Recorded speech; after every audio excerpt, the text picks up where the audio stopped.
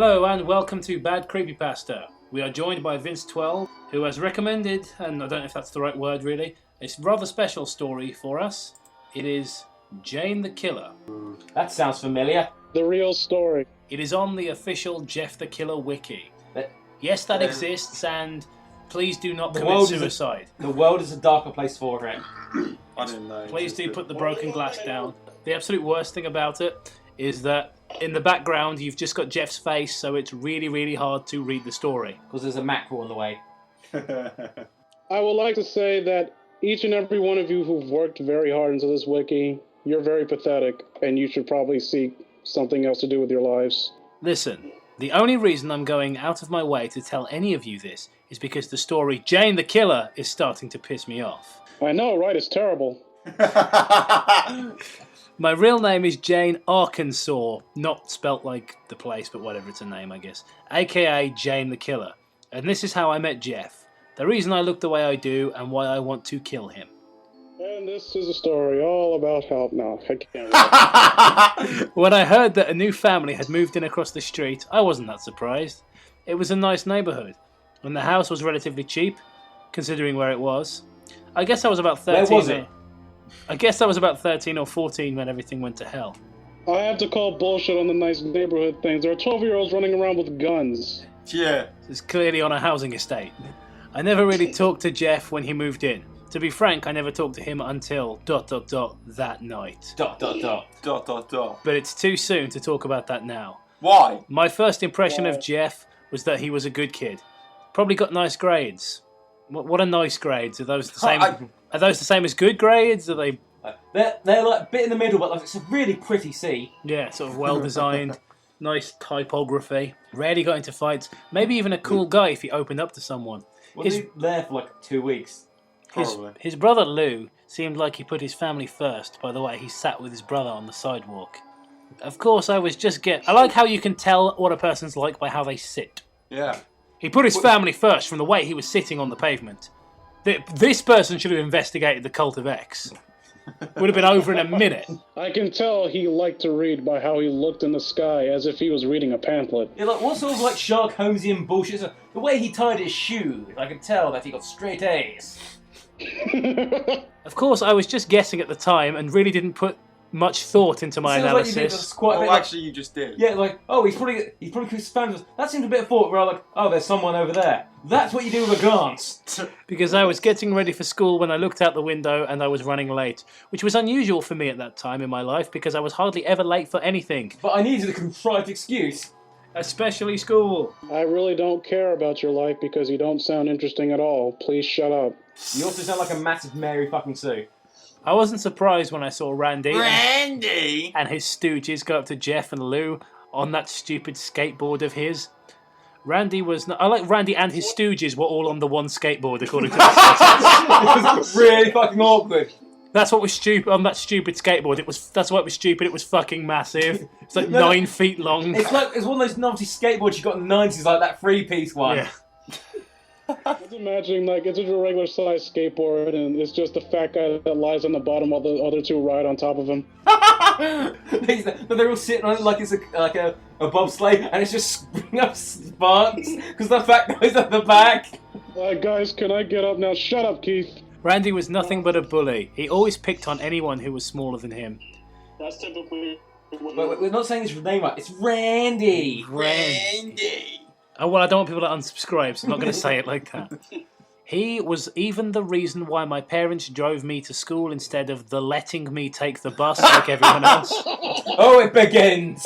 It begins! Also, if that's the reason, then, like, I'm quite well aware that this guy's a bully, but instead of facing the problem, you know, let's just avoid it. Your parents know that he's threatening enough to where you need to drive your daughter to school. Why aren't you, like, talking to his parents, talking to the authorities, talking to the principal, talking to the teacher? It seems as though basic logic is being ignored for the sake of convenience towards the plot. It's a creepypasta. All logic is ignored. Everyone had their lunch money or some kind of cash given to Randy and his goons because of some toll that he demanded from everyone. What horse shit is this? We all knew Randy's group had knives and threatened to use them on us. we ever told anyone about the money they took from other kids on the block. No need to proofread. Right, Jacob, you went to one of those poor common schools, didn't you? Did this shit happen to you? Well, I went to a grammar school. So even more violent. In primary school, I went to a school that was it was in between two housing estates. So it was a bit rough. I did get in quite a few fights, but there were never any knives. But then again, it was primary school, so I can speak for my personal experience in middle school, and since was roughly this age when this happened, in this story, I would say I've had a knife pulled out on me once, and it was very easy to report someone. They had the only knives in town. Only knives in the world. Actually, once in secondary school, we were on like a residential trip. And some kid like waved a knife around at me, and I totally told on him because I was in like year 8, and he got in loads of trouble. So when I saw Randy talking to them through the window, I just looked away. Wait, you saw it through the window, or he was talking to them through the window? Because that is not a well-structured sentence. It was wussy thing to do, but full stop. Oh man, we don't even have to take the piss off. Zangy talking now. It was wussy thing to do. He's done. What do you mean? I had better things to do than watch another kid hand over his money to Randy. That's how to think when you watch someone get mugged. I've got Beth. Oh man, it's got a Game Boy out, man. I was getting mugged, but I really want to catch me a Butterfree. I could like call the police, but the Twilight Zone marathon is on, and I haven't seen this episode. You can do a drinking game every time you hear this line in a back creepypasta. But curiosity got the better of me. Yeah, we're not doing another drinking game. No. But curiosity got the better of me, and I looked up a few seconds later. What I saw left me speechless. Jeff was standing now, and it looked like Randy already had what he wanted. Just sit down, I thought. Don't be stupid. Don't be a hero. Then I saw Jeff punch Randy in the face and break his wrist. Punched him so hard in the face, his wrist snapped. Okay, right? Unless he had super strength. Which he didn't because he's a twat. Which he doesn't because of the fans will constantly scream that he doesn't at you. Apart from he does. Oh my god, I whispered. Then I yelled, "You idiots!" My parents ran down. How dare you defend yourself? And asked what happened. Then they looked outside and saw what was going on. Jeff had already cut the skinny guy. I think his name was Keith. And he went down screaming. Yeah. Troy only went down with a single pooinch. Wait, is that like a martial arts move? Oh, pooinch! Is that one of the moves from Fist of the North Star? You're already dead. It just fucking explodes. Since my house was across the street from where Jeff and his brother were sitting, with the front of the house having big windows, we saw the whole thing. Yeah, I'm sure that's how it works. Your windows are as big as a door. Didn't he say their house had big windows, but we saw the entire thing because they had big windows? Troy went down with a single pooinch. Since my house was across the street where Jeff and his brother were sitting, the front of their house having big windows, we saw the whole thing. Or at least I did. My parents came in after the part where Randy stole their wallet. It's a film. Yeah. So they didn't know the whole truth. It was disturbing watching... Wait.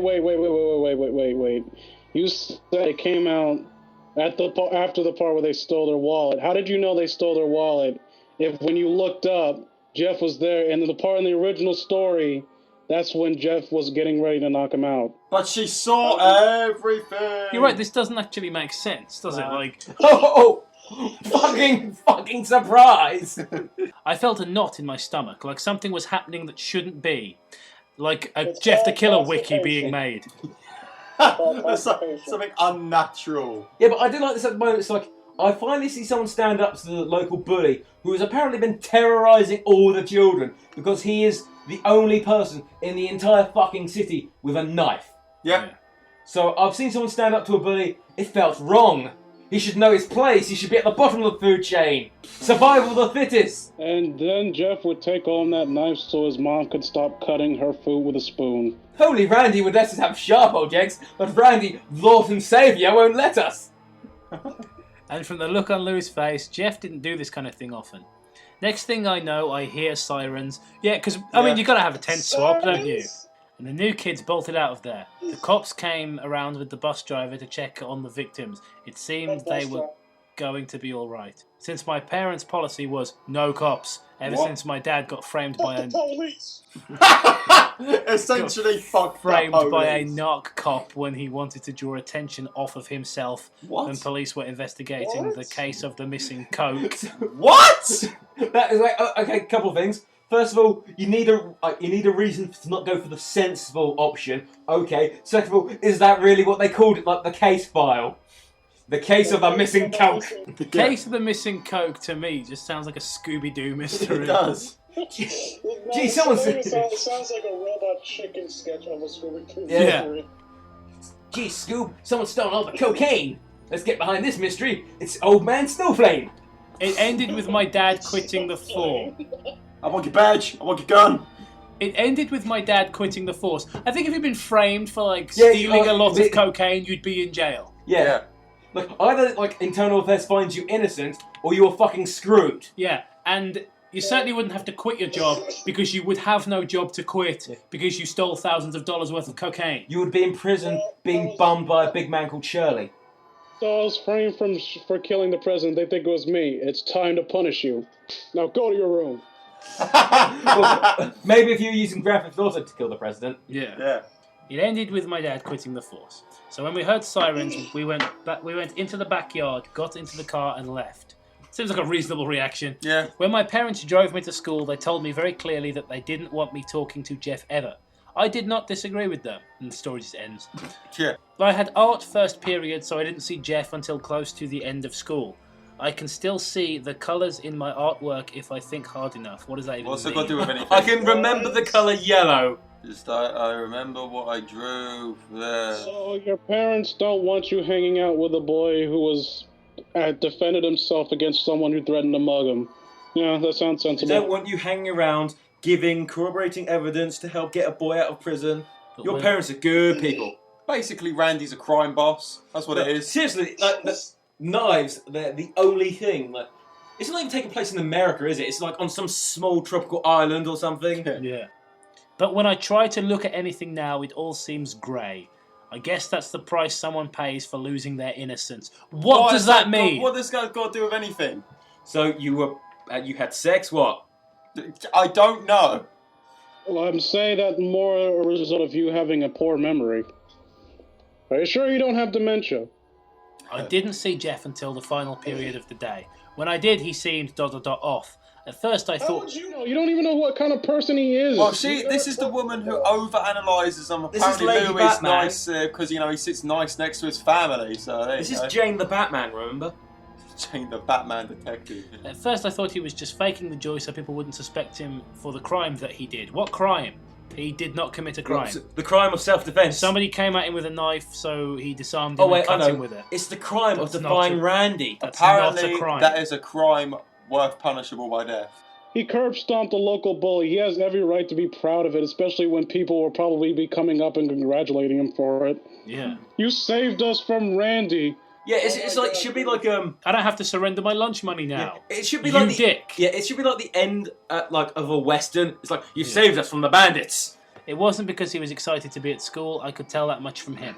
The smile he wore looked sadistic to me. It was the smile of a madman. The second that bell rang, I bolted those doors as fast as I could. Well, you locked yourself in. Nobody but me knew what Jeff really was. A freak. The next day seemed to be passing without incident at first. Then I saw the police car in front of Jeff's house. Looks like they got you, I thought. No, he didn't do anything! I just love how just unabashedly smug this bitch is about everything.